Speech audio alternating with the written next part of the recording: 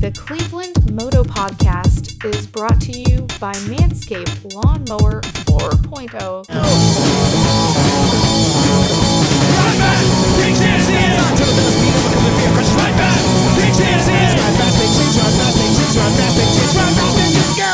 Welcome to Cleveland Moto Podcast number 345. Light them up, boys. And here we are outside. We got a fire. You know, it's beautiful. It's like what do we got here? We got 61 degrizzles. So perfect night for hanging out and drinking and talking about motorcycles and shit. We've had a pretty damn good week of weather for people who like to ride motorcycles. Chris is still wearing his Aerostitch. He's dressed for the right weather. So I think I'm dressed for the wrong weather. Yeah, that's true. In order to be dressed for the right, you have to dress right for the wrong weather. Yeah, that's the way it works too. Dress for the slide, not the ride. You know what though? It's that time of year though where you're kind of fucked. Like you kind of got to guess even when you wake up. Yeah. When I left my house, it was 61 degrees at my house. Yes. And then as I was riding to work and got out west, it was 48 degrees. It drops a lot. Yeah. It was Idiot. It was cold this morning. Yeah, it was. I have the benefit of the world's largest heat sink called Lake Erie. Yeah. So if I stay to Lake Road, it stays warm my whole way home, unless I decide to venture up to like Detroit Road or anything like that, where it drops. The high country. Yeah, the high country. Well, Route 20 was fucking cold. Bay there. Village Heights. Yeah. It was fucking cold. But here's the silly thing about living here is that we got this, this is my favorite time to ride, obviously. You know, I will do more riding between now and Christmas than I will for most of summer. That's my preferred temperature. Yeah, you can wear gear and not sweat your dick off. Yeah, it's absolutely true. Tonight to the podcast, I got here early. I got here at 8 o'clock this morning. Just got a little early to the podcast. That's okay. I still rode.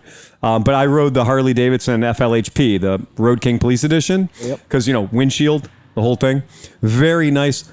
However, the motorcycle I rode all day yesterday was the Kawasaki ZX-14R. Yeah. Wow. If you ever want to have a change between two motorcycles that could not be any more different to each other, it is to ride a ZX-14R, and at a spirited pace. I went to a lot of places yesterday, and then this morning go to the bike parks next to it, which is the Road King. You thought it was broke. You're like, And ride the Road King, and you're like, oh boy, everything's different. Shift points, everything's different. Last night on the ride home, once I got past where the traffic is, it's after midnight, and you get out past Clegg Road, and it's just black and dark and wide open and straight as hell. Oh, yeah. Like there's on 90 or on 90, yeah. Okay. There's the one bump before Columbia Road that if you're going over a $125, it's kind of dramatic. But yeah, you get a little woohoo, no matter how much you're hugging the tank. And the ZX-14, the only way you can ride that motorcycle is to try to embrace it. Mm-hmm. Because if you try to kind of get up on it, you just get carpal tunnel instantly. Would you say it looked like you were fucking a shark? It did look like I was fucking a shark. Allegedly. Allegedly.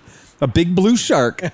And so last night was the one where, once the conditions were safe to do so, and I was on a closed course, I was able to look down and see 165 miles per hour. Oh, yeah. So 165 miles per hour. But the problem is that GV Quick Disconnect tank bag that's on there. The ring. Well, I had the bag on it. Oh, so I had the bag on it. There was nothing in it, but it was still there. So I couldn't get low enough on the bike to get any of my helmet behind that ridiculously small windshield that Kawasaki gives you. And I had ordered last week, the nice double bubble. Oh, see, I thought you ordered it from last night, and I was like, God damn, you do get some special service. Yeah, no, I ordered it about a week ago. Right. So I ordered the bigger windshield, the touring windshield, if you will. But it is a fuck ton bigger than the factory windshield, because there was no way, in order for my body to be on that tank bag, my chest was elevated about 5 inches higher than it should be, which means your head is at the wrong fucking angle. You can't see. You're looking into the tank. So I found that by taking my left hand off the grip and putting my fist under my chin, I could make a chin rest for my helmet, and then I could see right where I was going, albeit one-handed. But here's the thing. At 140 miles per hour, the gyroscopic motion is such that the bike doesn't need you there. Anything you put into it is just going to fuck things up. So I was like, it did not even feel the weird sketchy, like I was one-handing 165 miles an hour, because the bike is built to go much faster than that. Why weren't you videotaping it? I mean, usually you take a picture of yourself and send it to us. Well, I had the camera I had the helmet with the camera on it, but the camera was literally pointing into the tank bag. So, we'll do that again. It was also pitch black out, so you wouldn't have seen shit. I'm impressed that you still got that windscreen. So, like, I've been trying to get the double bubble for my Z900. Yeah. And they're out of stock since, like, ever. I went to Parts Unlimited, and they had it right away. They had it right quick. Actually, there were 3 or 4 of them I could have chosen from, and I just took the tallest, Because if I am going to leave that tank bag on there, I'm going to have to be able to, have some wind protection. But it was funny that when I left Porco last night, when I rolled out, I was taking it really, really easy. And I mean, like 75 miles an hour, just chill as shit, And the bike hates that. Like, it really doesn't like that. And going 75 miles per hour, 5th gear, and I saw in my rearview mirror just like, this like Nissan type car passed me at a high rate of speed. And it got by me in a hurry on the right-hand side. And I was in center lane. He was in the low speed lane. And I was like, man, I would so want to go play with him right now, but I'm still in that part of Cleveland where the state troopers help us out. We have state troopers that feel the need to help Cleveland enforce their speed laws. And I think it's just... At that hill? Yeah. Right at that hill? Yeah. Were they... I think it's literally just a very shooting fish in a barrel for him. Oh, yeah. So by the time we got to West 117th, that guy was disappearing. He was, vanishing point. And I saw the state trooper pull out and get him. And I saw that trooper go out and just... And I was like, thank you. So, yeah. Police officer occupied. I owe him. Home team wins. Home team win. And so once he was occupied, then, of course, after Clegg Road, it's wide open. So from Clegg to Nagel, what is that, like 3 or 4 exits, I was able to just... Should have got off at Clegg and done the turn. No, that turn goes the other way. That's getting on the freeway. You have to go back. Yeah, you got to go back and play that game. And that's just asking for trouble. But to do just a land speed record style shot with that just perfectly straight road and nobody on it, pitch black. One, there's a reason that motorcycle has 4 headlights. It uses them all. Yeah. It needs every single one of those 4 headlights. It earns all of them because at those speeds... Yeah, stuff's coming at you pretty quick. You know what's interesting? So where the cops usually are. So Yeah. Isn't that great information to have? Yeah. It's almost like if a couple of guys worked in an area and you were starting to work in that area, they might tell you about some of the areas where there might be cops hanging out. Well, it's always good to have that bird dog running out ahead That of you, bird too. dog, man, that guy was worth his weight in Flush gold. him out. I've told you where every cop is on 480 and 10 and 20. Not in Kipton. Well, who the hell goes to Kipton? I was I coming didn't to even you know that guys. was. I thought you made that up. I didn't know that was an actual town. Oh, no, it was. I thought that was some And made I up want to town. know where you were going. Well, I'm riding, from one of my plants the other day. Yeah. This car comes up next to me, calls me a fag. And it was him. And it was him. Because I was on my Super Cub. Yeah. I mean, And I'm like, where the hell are you So you were going? asking How are for you it. going home? he had a giant dildo on his helmet. Oh, just there you flopping go. around. Yeah, but where were you going? Home. Why do you take 58? Why don't you take...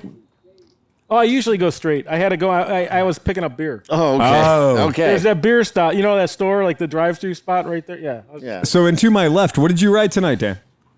My Triumph. You rode your Triumph. Yeah, absolutely. I was it was one of those things I was like, man, I think everybody's going to ride tonight. Yeah. So that was fantastic.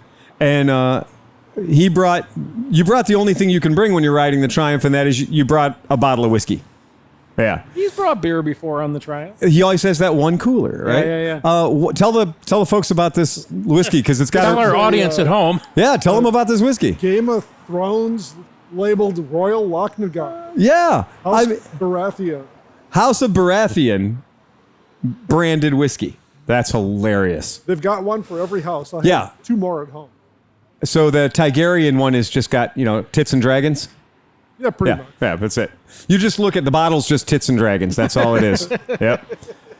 Yep. And then I watched The Witcher the other night, and The Witcher is literally tits and dragons too. Oh, okay. Yeah. So if you were wondering if you wanted to watch The Witcher, if you had a Game of Thrones Jones and you couldn't fix it, watch The Witcher. Okay. It's tits and dragons. Tits and dragons. Same thing. Tits and dragons. like Can't it. miss. I actually asked my wife, I'm like, so when's Game of Thrones going to come back on again? And she's like, you slept through the... I'm like, oh yeah, that's right. It's over with. Yeah, the Witcher is like Game of Thrones with no budget.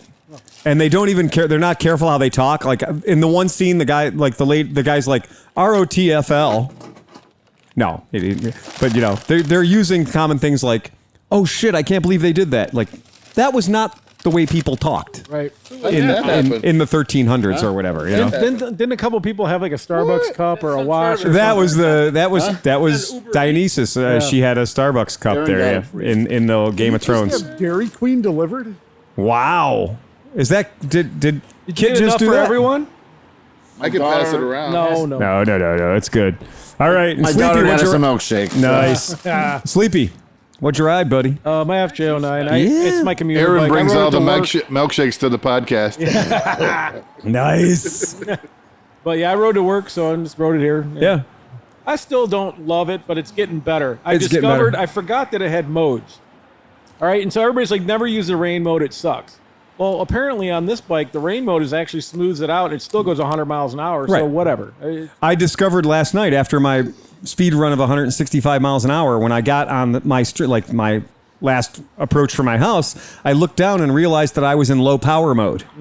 So for anybody who's worrying, you know, that ZX14R has low power mode and full power mode. Yeah. Low power mode just restricts the power over 6,500 RPM. Right. Which you can still go 165 miles per hour. So, Sure. yeah, you just don't get there as fast, I guess. Yeah. It didn't affect my ride at all. No, I was fine. But it makes going through turns, like if you're really trying to hammer through some turns. Yeah. That bike, I mean, it's known, like a lot of guys get the ECUs flashed. I probably will this winter if I keep it. But if you leave it in normal or sport mode in a turn, it gets choppy. Like It you're does, trying to lean yeah. in and you're hitting the throttle and it's lurching on you and Yeah. it never feels A comfortable. little rowdy. In the rain mode, it's fucking awesome. Smooth as Yeah, glass. smooth as glass. So that Yep. was my big discovery today. Yeah. Well, hey, as we all know, if you can have smooth power delivery on and off and totally predictable, best thing in the fucking world. Yep. Number one complaint with anybody who's ever owned a Grezzo they always call the shop and they're like, what can we do to soften this thing up so that its on and off throttle transitions aren't so violent? Yeah, the best term I heard is snatchy. Snatchy. Snatchy It's throttle. Snatchy throttle. That's exactly right. So yeah, that's something. Let's see, what do we got tonight, boys? And more neon. Oh, the glow, yeah. Yeah, everyone's got the neon. Everyone's got the LEDs, and that's apparently the blue team. Yeah, they'll be followed by the red team. And then the green team is laid on. Yeah, They exactly. usually come late. Right. That's a Kraftwerk song. Oh, it is. Neon light. I, My city glows tonight. wow. Way to Look go, at you, breaking out the- Kraftwerk deep dive. Kraftwerk. I like the Kraftwerk. You know why? You know why Die he likes Kraftwerk. the music? The how do you say it? It's the Germans. It's from Germans. Steve. Okay, started out today on the PC800. Okay, yeah, that's a throwback. That's an old reliable steed. And I rode that for 3 hours today Holy shit. on the clock. It was a work-related commute. It was. Yeah, you had to go check the plants. And then I rode to Simba home, but the headwind limited my speed to like 48 miles an hour. That's a hell of a headwind. And it was on 480. Wait a second. Hold the fucking phone. You're riding a fucking Simba, which is A moped. 100 cc's. Not 125. On a 70 mile an hour road. On an interstate. Well, wait. So, like, what? The sign is 70, but cars going on there, you're lucky to be under 85 miles an hour. No, because do you know what 480 means? What? It's 480 miles an hour. Yeah, that's what 4 that. lanes wide. 80 Yeah, miles it's 4 lanes wide and it's 80 miles an hour. That's Okay. what 480, man. 4 lanes wide, 80 miles per hour. Yeah, and you're doing that on a fucking Simba. And it was scary. You think? Oh my God. Gonna do it again tomorrow? He's like, I jumped. No, I will not do I would that say again that was tomorrow. retarded, but that'd be an insult to slow people. Yeah. I mean, come He's on. like, I jumped into a tank of 12 sharks that hadn't been fed in 2 weeks, and it seemed a little scary. Oh my No, God. normally I could go 60. Yeah. And normally with the prevailing wind, it's Yeah. behind you on the way home. Yeah, okay, I get that. So I figured I could do 60, but the wind was coming out of the east today. Go figure. And so that was a problem. That screams how important aerodynamic efficiency is. Right. I'll give you the old windshield off my ZX14R. You'll be good to go. Yeah. So then I That's rode all the you monkey need. tonight. Yeah. You're the monkey. Right on. That's good. That's a lot of bikes, but that's a good smattering of bikes. I'm going to get the ECU flashed on the Simba to get another mile an hour out of it. Oh, boy. You're special. You're going to call Craig Vetter and get a special aerodynamics dustbin. package. He's going to have a dustbin fairing on it soon. It's going to be 19 feet out in front of the bike. Good taper. Yeah. Yep. A third wheel. It's going to just look like a big fish. Yeah. And John? Johnny Mac, and to his left. Yeah. You didn't ride shit, did you? He's not allowed to ride when the boss is out on a 3-hour excursion. That's true. That's true. Yeah. I forget about that. There's got to be some balance of the world there. The universe has to be balanced out. Yeah. It's my operating week. But again, he did bring a special party favor for all of us. You brought a crossbow. Yeah. Crossbow pistol. A crossbow pistol. Yeah. Way better and way more effective than I thought. What you guys can't see is we made a life-size man target. Safe for children 8 and up. In the military, we'd say that's 8 the fuck up because you're 8 up. We made a man target out of 3 Vespa boxes, 3 Vespa crates. So it took 3 layers of industrial strength cardboard to stop it. Yeah, I think that could be a hunting crossbow if you really needed to.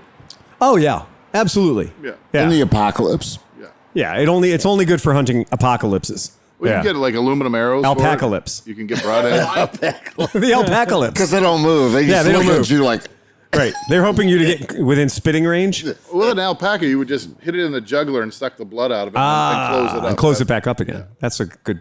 I think it definitely could take out a couple of snipes, though, if you're really trying. That's a good plan of Good alpaca snipe paca. hunting. Snipe hunting, yeah, Yep. definitely. That's perfectly dialed in for snipe.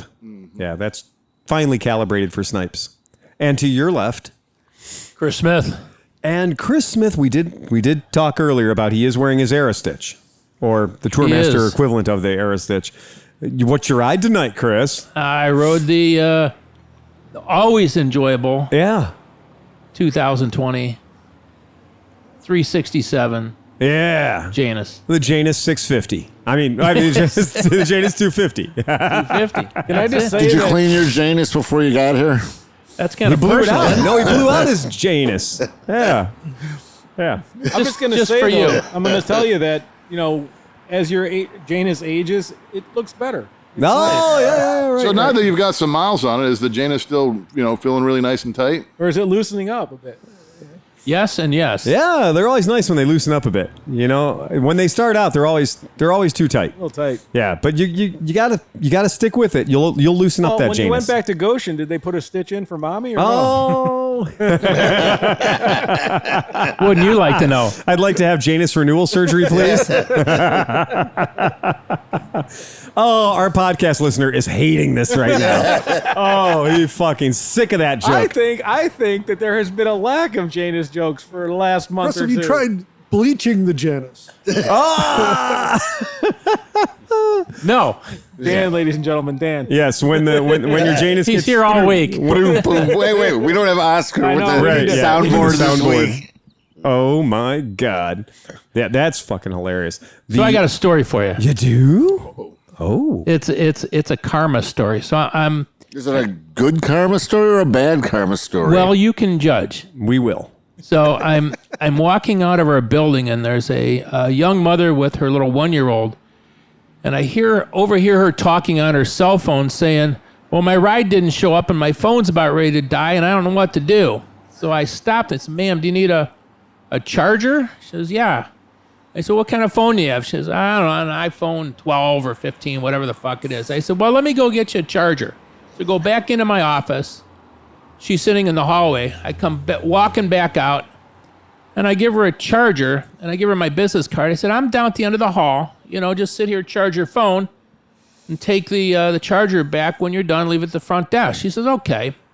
Then she asked me, are there machines here where I can get snacks? I said, "No, not in this building." I said, "Why?" She says, "Well, my son hasn't eaten in a while. I said, well, I'm going over to Giant Eagle. Does he like to eat fruit or what does he like? She says, yeah, he likes fruit, likes melon. I said, okay. So I go over to Giant Eagle and I get a... He likes melons? Melons. Who doesn't? Kids love melons. So I get some melon for the kid, a couple of forks for mom and the kid. I come walking back in. I hand her the bag. So here you go. Good for the kid. So an hour later, I go out in the hallway. She's gone. My charger's gone. I thought, wow, that's bad karma there. That's bad karma. Man, that is bad karma. Man. For her. Well, Did you check all the offices, though? Are you sure she didn't give it to somebody else? Well, she was in our office doing her drug screen, which she failed. So she'll have to come back. Oh, she's going to have to come back. Oh, wait. Now, before you make that sound all bad, I mean, it could just be for weed, right? Well, but the point being, whatever she failed for, it requires a return visit. Oh, right. Yeah. She failed for bleach. But I thought, doggone it. I was thinking, no, she'll never steal that charger. Sure enough, gone. People are You know, I'll bring you a charger next week. Yeah, I bet you will. I will. Yeah. Yeah, I've seen your charger. So the good news is you can lay in wait and pounce on her when she shows Yeah. up, right? Yeah. Yeah, that's Just, well, whatever. But I Whatever. wonder if she's at home going, this motherfucker failed me because I stole his charger. This oh, charger was a pile of shit. you know what? It didn't You know charge what? my phone. And But, she can. no, wait a minute. But wait a minute. You know, I got her some food for her kid. Yeah. Oh, yeah. With two forks, not one for him, but one for him, one for her. It's Yeah, like, no, you went over. like, come on, man. So you've definitely taken care of about 1/1000th of all your other bad karma now. Oh, there you go. That's it. No jokes for you. Oh. So, No if joke. anybody listened to I hope last you have a week's, joke this week. if anybody listened to last week's podcast, like the one that we dropped 3 hours ago, so if anybody listened to it, you'll know that we had a discussion about our sponsor. Yes. And we talked about our sponsor, and We were replaced our sponsor. and again, holy crap! It is though the gods were listening. Or at least Manscaped was. Because not 2 days ago did I get made whole. They paid their bill. Yay! We like Manscaped again. New copy? New copy. Well, no, I got better than new copy. Okay. I've got topical copy. Yes. Yeah. They're probably bugging Chris's Janus. Oh, yeah. Well, you know what? In every single Manscaped Do you have a groomer, bug up your Janus? in every patented Manscaped trimmer, there is a listening device and Bluetooth and all that stuff. They report back to the mothership constantly. Once you start using Janus, it will let you know when your pubes are out of control. Well, I like Janice. So Phil called last night, though. Hey, so, That's a Freudian slip. so Phil called last night and said that if he's willing to shave himself down to look like the guy from Powder, the movie, Yeah. they'll triple our fucking income. They will. Well, that I said I would triple their income. Oh, yeah. I couldn't get Manscaped to agree What's to that, it. But, $9 or right, what? exactly. Right. Split 7 I ways. just want to see Right. him look like Powder. No Yeah, eyebrows. no eyebrows. hair. Who's Powder? You never saw that movie? Here, grumpy store guy, breathe What is deeply into this rag. Yeah. Does this smell like chloroform? It probably won't even put me to sleep. Does anybody know who Are you Nate? kidding me? You fall asleep just hold on. sitting there. No, everything works opposite on me. Hey, has there, Oh, we got to turn on a TV to put you out? does anybody in the world know what chloroform smells like? I do. You got to know when you get the mix right. We used to love that All of shit. John's dates do. So does anybody And know? so who, does the shark. does anybody know who? Does anybody know who Nate? Trevor does. Does anybody know who Nate Diaz is? I've heard Perfect. I've We're heard the gonna- name, though. Yeah, he's an MMA fighter, right? Okay. UFC guy. So we have new copy, and I love it when copy gets topical. Yeah. So this is the UFC MMA copy because they needed their own copy. I think it's probably a Joe Rogan thing. They probably made some copy just for Joe Rogan, right? Do you ever shave your balls and it ends up being as bloody as a Nate Diaz fight? Pause for effect. Well, good news because today's episode is sponsored by the official electric trimmer of the UFC, Manscaped. And they just released their 4th generation performance package. Fellas, get your black belt in ball trimming and join the 2 million men worldwide who trust Manscaped by going to manscaped.com with the code ClevelandMoto. you could get your black belt in blue balls. No, you can get your black belt in manscaping. Yeah, Keep your punching bag smooth. Yes, nobody wants a hairy punching bag. But this, not kidding. They said the champion of the package is the brand new Lawnmower 4.0, the pound for pound greatest ball trimmer in the world. Pound for pound. Yeah, pound for pound. I'm starting to pick up on the jokes they wrote in here. Yeah, I get it now. It's fine. Hate it when your significant other gets mad because there's a mess on the bathroom floor after you shave? Well, no worries, because now this trimmer is 100% waterproof, so you can trim those beautiful balls of yours in the shower. Oh, I thought it attaches to your vacuum cleaner. Oh, that's a Flowbee. Ooh, the Suck Cut 2000. Yeah, it certainly does suck. And remember that the new package has the Weed Whacker. That's the nose and hair ear thing. And also waterproof completely. Skin safe technology, because you don't need blood coming out of your ear holes and your nose holes when you're just trying to clean up business. And then the Crop Preserver Ball Deodorant and Crop Reviver Ball Toner smells so good that your sparring partner will say thanks after they tap out from a triangle cut choke. Oh, no. Oh! This sounds like a Serpentini ad. It does, doesn't it? It does. Get 20% off and free shipping with the code ClevelandMoto at manscaped.com. That's 20% off and free shipping with the code ClevelandMoto. All one word. Right down there. Time to knock out your pubes with Manscaped, your balls, and your sparring partner will thank you. You know, as a man who lives with 3 women, Yeah. I can't wait to get revenge on them. Because I'm gonna, 3 generations the next of time women. I take a shower, I'm Yeah. going to use my manscaper in the shower. You know Yeah. what I'm not going to do? Yeah, The clean same the thing trap. they don't do. Exactly. Yeah. I can't wait till my daughter finds my pubes. The best thing I ever did was put one of those strainers in the drain for my sink or my shower. Put that thing in. I swear to God, I thought I was living with a fucking Wookiee.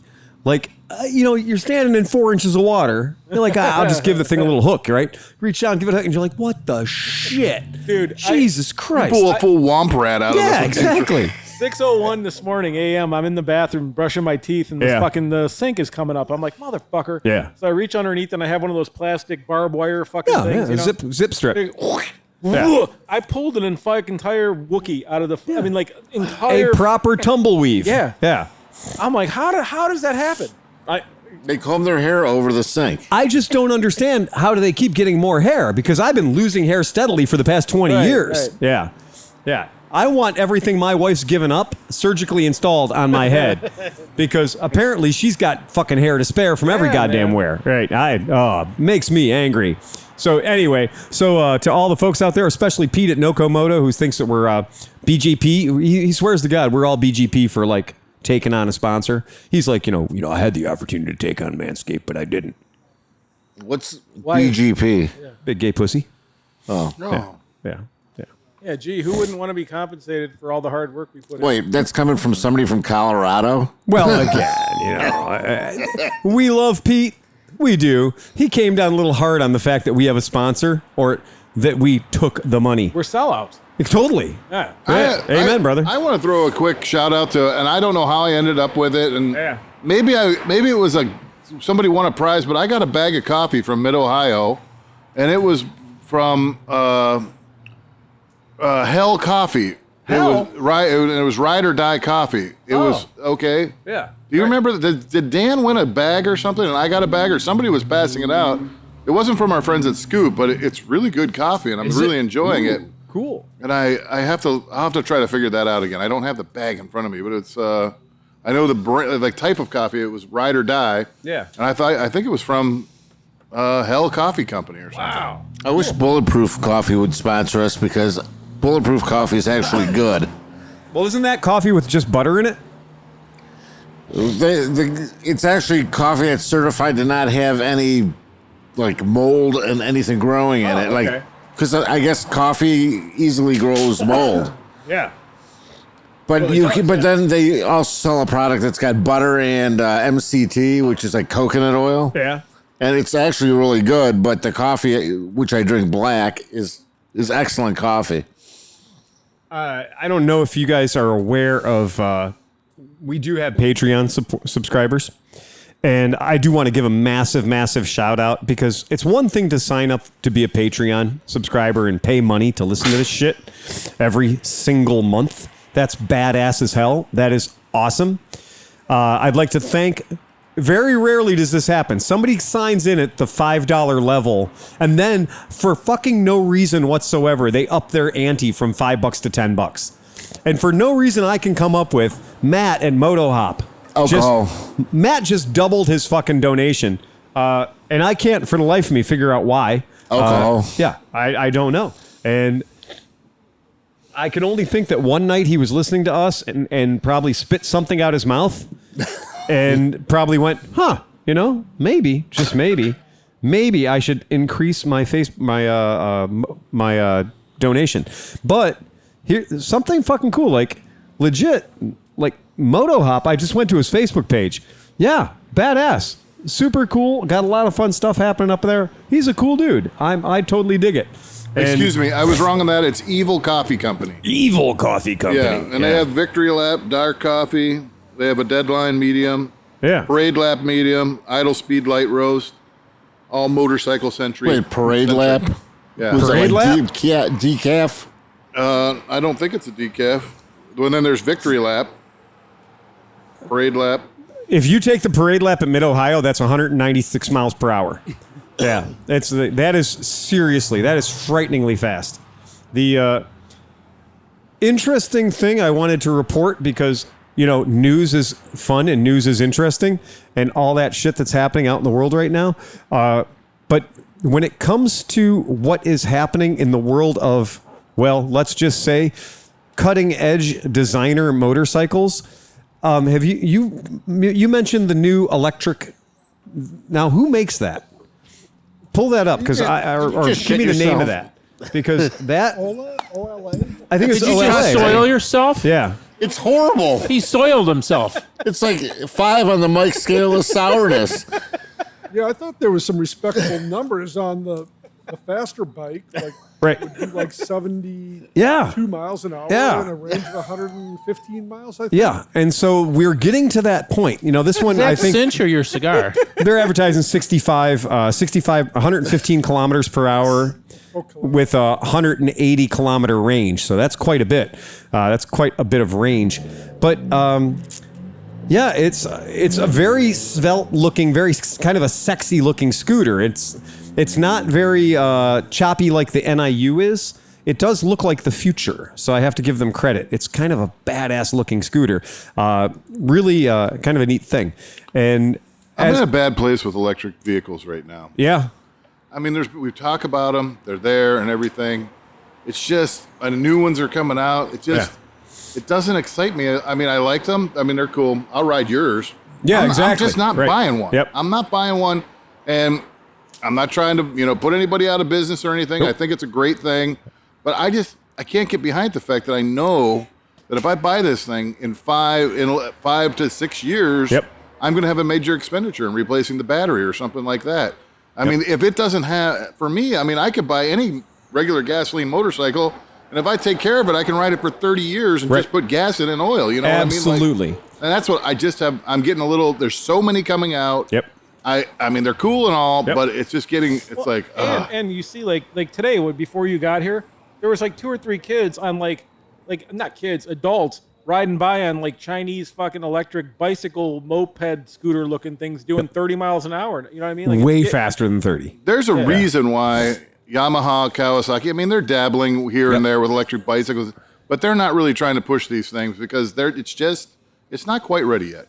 Yeah. I think the problem is it'll never be ready because they won't be able to get the resources to build all the batteries they would need to convert the entire industry over to electric. There's no way. They said that they'd have to mine 5 times more than they mine right now, and they're mining at maximum capacity currently. Right. Yeah. Plus, they're working on new technology. No, well, it doesn't matter. The technology they got out of Afghanistan, and half the stuff you need is in Afghanistan. So you're going to Buy the batteries from Afghanistan. Well, that's the problem. I mean, why don't we develop? I mean, you could have easily developed that industry over there, except They're too busy developing the heroin industry. Well, and doing whatever they're. Well, that's oversimplification. Yeah, it might be oversimplification. But I like simple stuff. I'm going to take the point from Steve, and I'm going to say that you need full market share, right, because exactly. the motorcycle market, as it is a struggling thing. You know what I mean? Like these It's major a niche manufacturers market. are just selling enough to get by as it is. Right. So if you don't convert the full fleet over to electric, you're only going to have a niche market, and it's never really going to pan out. Right. Honda has said that by 2040, they will no longer sell an internal combustion powered motorcycle. That's been their declarative statement. They went to press with that statement. Honda is making, so Honda's in their press release, Honda has announced that they are currently selling 3 100% electric scooters right now, the Bentley, the Gyro, and the Gyro Canopy in the Asian market. And they've got 4 coming up.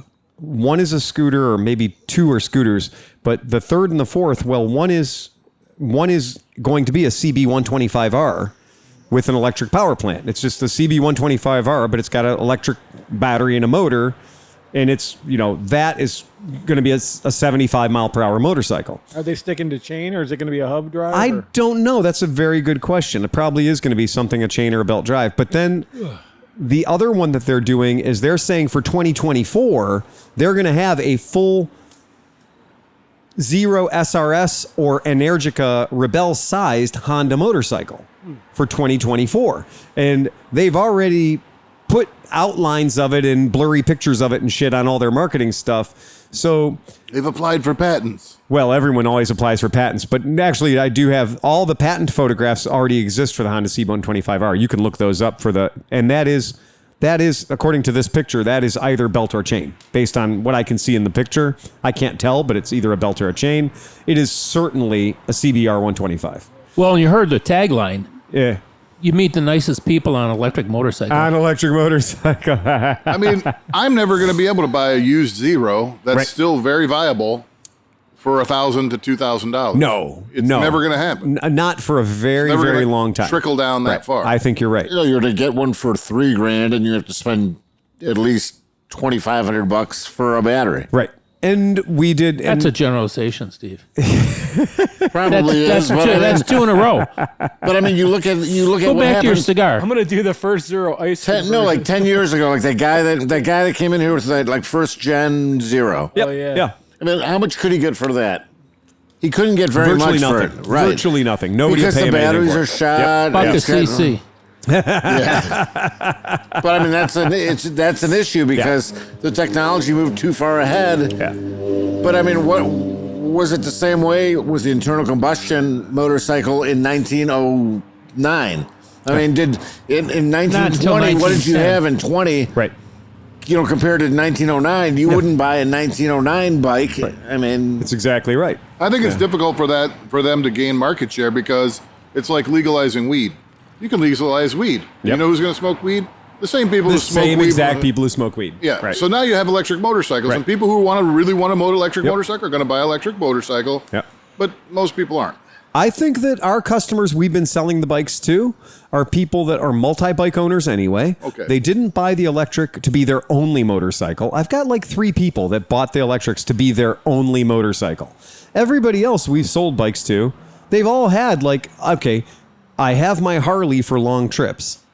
I bought my Zero for fucking around town. Or commuting. Right. If you're think about it, if you're realistically, even if it's 75 miles, you have a place to plug in. You could ride to work, ride home. No problem. How many miles do you have on your electric, Steve?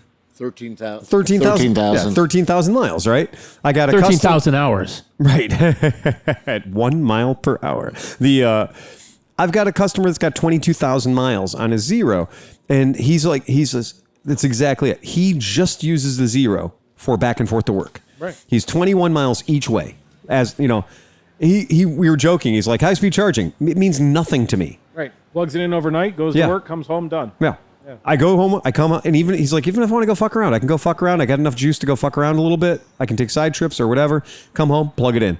He's like, high speed charging is a nice thing that exists on the planet Earth, but I don't use it. So for him, he's very happy with Zero because what it does for him is something his Harley doesn't do. Right. It yeets him across the street at maximum velocity. It moves him from his house to the end of his street at the most ridiculous speed possible without waking his neighbors up. I think that's where it makes sense too. Yeah. If you're the guy who's going to get it, Yeah. you're going to get in there, you're going to ride the shit out of it for 5 years, and then maybe like 4.5 years, and then sell it. Yeah. Like that's like So he's got a niche vehicle Yeah. that he uses for niche applications. Absolutely. So that does make it tough to sell 100,000 of those a year. Well, you know, But then again, if you look at the typical usage of a motorcycle, Yes. I mean, the few people ride distance, and the majority of the people ride short distance. So it's can confirm. yeah. So really, My own riding, like I would love to tell, I'd love to brag about riding cross country. I'd love to brag about preparing for my next trip to Montana. I'd love to brag about doing that. But for the past 3 years, for a guy who rides motorcycles in the summertime, 4 days out of the week, 5 days out of the week, I haven't ridden more than 150 miles in a go in 3 fucking years. So in 3 years, I don't think I've ridden a motorcycle more than 150, well, more than 300 miles in a day for sure. But realistically, like on the DGR rides and some of that stuff, I'm riding 150 miles in the whole goddamn day. I might have been 150 miles at Mid-Ohio. Yeah, I exactly, right, yeah. So you look at this group right here. Yeah. Chris would be the only one that would really, I mean, in the last year or two, Yeah, right. Chris is really the only one that would need a bike that could do the distance, and everybody he else has- here could actually live with a bike that could do. And he has multiples. So right. like the But I mean, if idea it was being- your only bike, right. I mean, we could all live with that Yeah. for the riding that we've done in the past year. Don't forget. Last year I rode up the fucking speculator while the rest That's of you guys it. trailered on up. You know. Well, that's what I mean. But that's what I'm saying, though. Most people don't need a bike that has to go 1,000 In my miles. fantasy world, I know I can jump on my Harley Davidson full of bags full of groceries or full of bags full of fucking luggage, and I can amble off to fucking, Pinedale, Wyoming. But that didn't happen. It's not going to happen. It hasn't happened since I bought it. And the reality is I could be a realist. I could get rid of 11 motorcycles, and I could honestly use a Vespa GTS 300 for everything I need to do, because it goes 80 miles an hour on the freeway, which is all I need to do. Like if my whole world was governed by complete practicality, thank God it's not, right? And I use motorcycles as a drug. I use motorcycles as what kind of a high do I want to have today? And this is a great example. Riding that ZX14 last night and then riding the Harley today, shit. I mean, riding that Harley is closer to riding a Vespa GTS 300 than riding that Ninja is to riding the Harley. Like, there's nothing. What the hell? I think in this group, it's safe to say that we're like my nephew said about dating. He's like, the next one's the best one. The next one's the best one, yeah. Well, I mean, yeah, I'm like that too. But like the thing, I like the differences of bikes. I like how like one day I'll ride this bike and it feels this way. The next day it's this and that. But like I keep a little log. This year so far, I'm at about 7,800 miles, give or take, total for the year. And he's right. There's only 2 days that I went over 500 miles. The rest are all. So you're saying it's like turning your hand around or sitting on your hand until it goes numb and it feels like something different? Yeah, or changing The sides. stranger. Yeah. yeah. But here's the thing: if your hand's numb, how do you squeeze it? So like, it's just It's the challenge. the things that keep you up at night, Sings. Yeah, no kidding. Use a rubber band. So we got somebody You coming. have to use your other hand to hold it on there. We talk about It's really. a threesome. We're gonna have a quiz right now. The quiz is gonna be: I had a customer. She offered to make a trade at my shop. She wants to give me this certain motorcycle in trade for a bike. Okay. She wants to trade this bike in. I'm going to give you pieces of information until somebody says what motorcycle it is. The first piece of information, how tall and what's the size of this person? unimportant. Okay. Yep. You will be given the information that field deems necessary. Absolutely. It's Is a it more, 19. does she have more than a mouthful? You will be given the information that Phil deems necessary. I've only ever spoken to her on the phone, Oh, so I don't know. some All things right. are pertinent to me. All right. The bike is 1967. The bike is made in Japan. Honda Dream. No. It's, Hold on. The bike is 175 cc's. A CL 175. No. Suzuki. CB 175. Suzuki something. The bike has 2 cylinders. It's a 175 twin. It has to be a Honda twin. it's got a single carburetor. No? CL, CB. That's it. No. The bike is a 2-stroke. CS3. No. That's a 180. 2-stroke, 2-cylinder, 175, Bridgestone. You got it. Yeah. Good job. I thought the Japanese part would throw you. A lot of people don't know that Bridgestone is Japanese. Yeah. Oh, Yeah. I did not know that. Yeah, a lot of people don't know that. John, good job, man. The whisperer. Way less questions than I thought it was going to go for. Way less clues. Dude, you should be proud of that. That was well done.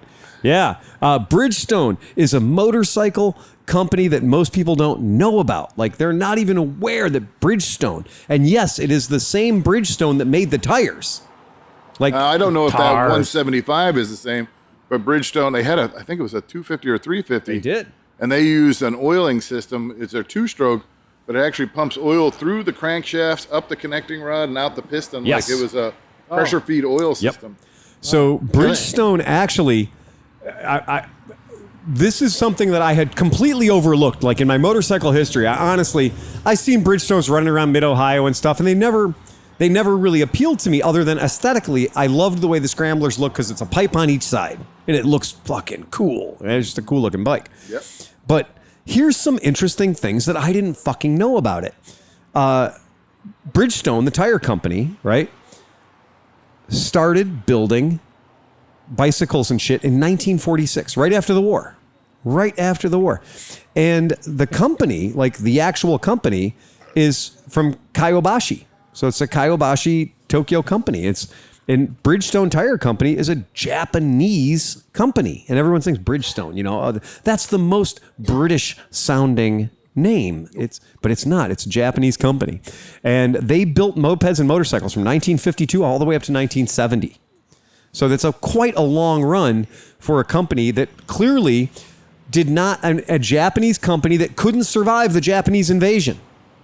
They suffered the same fate that many of their British companies suffered. And I think it's because a lot of people might have associated Bridgestone as being a British company. Because Bridgestone, right? Very, very interesting. What's very crazy, though, is the bikes were very, very expensive. And that in many, many years, some of these Bridgestones that they made were every bit as expensive as like Bonneville 650s. So Do they sell like at Sears or something?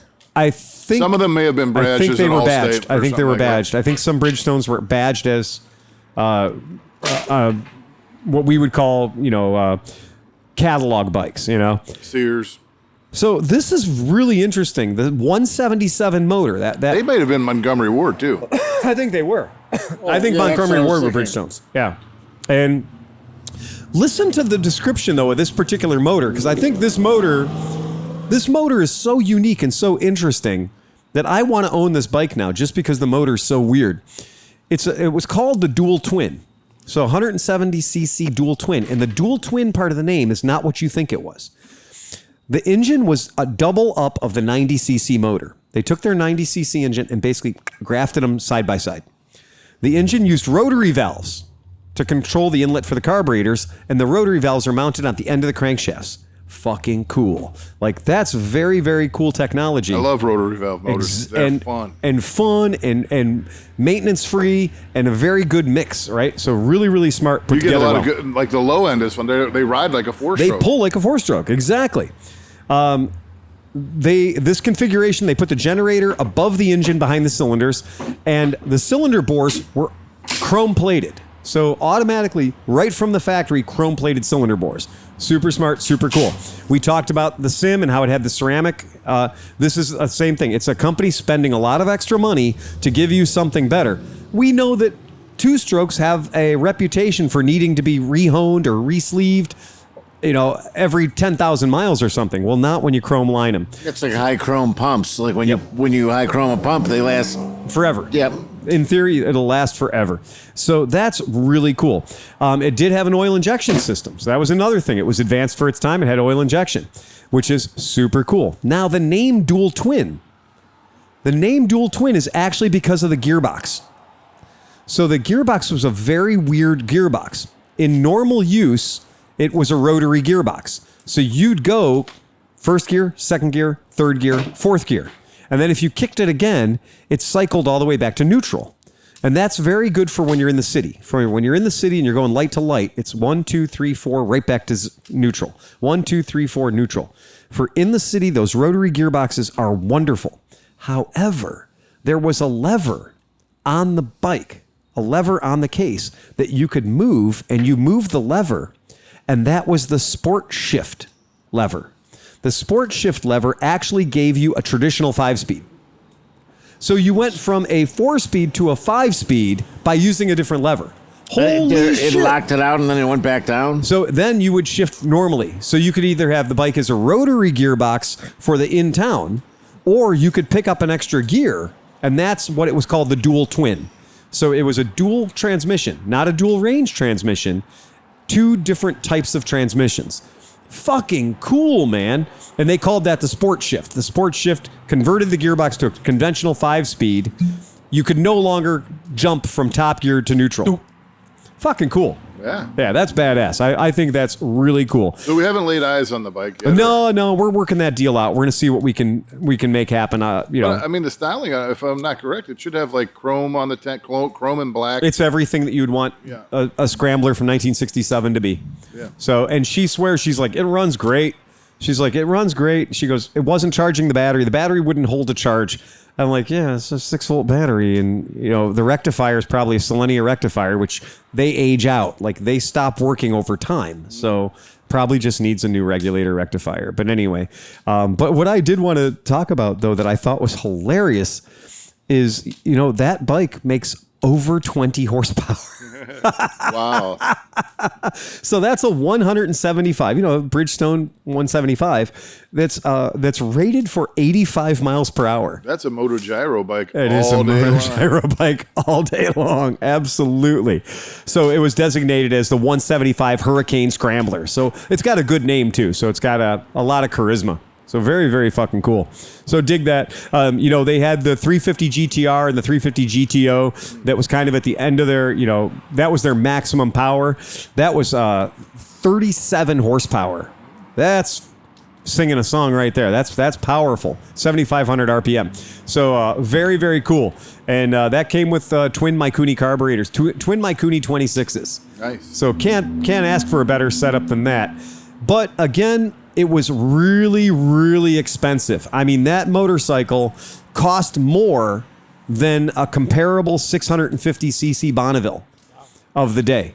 And that's why, performance-wise, it'd probably smoke a Bonneville. I think it might. A GTR 350 against the Bonneville? Yeah. I think you're right. I think you're absolutely right. And so, that's very cool. I thought it was a very interesting bike when we talk about, weird motorcycle history. What did she want to trade for? Vespa. Oh. Yeah, Vespa. So that's cool. So they were imported. They were imported in the United States by Rockford Motors in Rockford, Illinois. Yeah, one of those famous tool and die places. But yeah, that's pretty cool. And then the deal was that, of course, Bridgestone had the contract to supply Yamaha, Kawasaki, Suzuki, and Honda with tires. So that was the deal, that if they wanted to keep selling tires to Honda, Kawasaki, Yamaha, and Suzuki, they had to agree to stop selling their motorcycles in the United States. And that's in print. That's a contract thing. So that was why they said they backed out of the American market, was Bridgestone agreed not to compete with them. So, but you wonder what market share they had compared to the other ones. Well, but to be clear, they backed out of the Japanese market. So they backed out of the Japanese market. Japanese market. So them being sold in the United States market or European markets, like that point is that their contract, the money that they were making selling tires was enough to make them stop selling motorcycles. The margin was probably way greater on a tire. There's no moving parts on a tire. They were making enough money that they went out and bought Firestone. I can make one part. Bridgestone did. I can make one part, or I can make fuck it. We'll buy exactly. Yeah, we'll buy Firestone. Okay, fuck you. Fair guys. enough, right? Yeah. Go for it, baby. Yeah. That's kind of amazing when you think about that. You're like, okay, a Japanese company that's going to say, well, we're going to sell in America. We're not going to sell in Japan because we want this contract. Honda's, Suzuki, Yamaha, Kawasaki are selling a lot of bikes, and they all have our tires on them. That's something. That's kind of cool. So anyway, thought you guys would dig that one. Super cool. Yeah. But I mean, if you're one of those companies, we can't buy tires from a competitor. I mean, that's true. Oh yeah, absolutely. Totally. Yeah. Yeah. That's a very cool thing. And I hope to get the bike. You know, I spoke with her on the phone today, and it's been a long time since I've had a vintage motorcycle that I was kind of curious about and wanted to bring in. Mostly, I'm just like, get the fuck away from here. You know. I don't trust you. The conditions like. She said it's in really, really nice condition. She said mechanically it's been run, you know. Brandwin Park? Well, it's been run consistently over the past 10 years. I wonder if it was Dad's bike or something. No, it wasn't. So she went through her thing. She's owned a few motorcycles, and the motorcycles she's owned are all motorcycles that are equally rambunctious, you know, what have you. Okay. So she's owned a number of two-stroke bikes of that era. So she's no stranger to that. And, you know, it's a kickstart only 175, so that'll be fun. So, yeah.